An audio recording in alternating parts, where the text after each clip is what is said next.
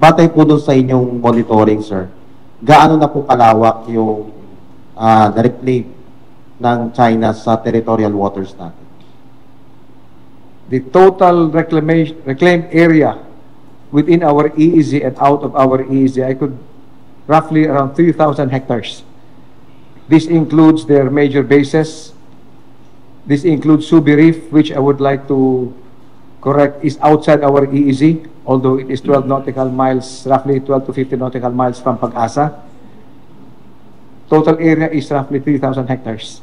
So lahat po yun, sir, may mga structures na po? The major bases, Subi, Mischief, Johnson, are already militarized. They have airstrips, they have harbors for warships. There are structures on land that we could only surmise are aircraft hangars.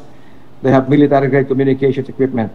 Hindi ba to, sir, creeping invasion na on their part? O patagal na natin kinoconsider na ganito na nga yung ginagawa ng kabilang panig? The Chinese Communist Party has reclaimed approximately 3,000 hectares already in the entire South China Sea.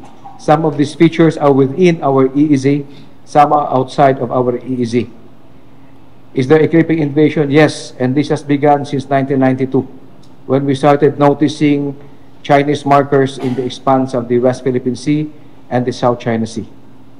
Sa loob ng exclusive economic zone ng Pilipinas, ilang hectares po yung occupied nila? Within our EEZ is Mischief Reef and Johnson Reef. I will have to get back to you on the area, the land area they have reclaimed for Mischief and for Johnson. Okay. Sir, nakakakita ba tayo ng activity ng possible expansion ng kanilang reclamation, and also, can we categorically say na functional military bases? Yes, area na occupied these are functional military bases. They have already militarized the South China Sea.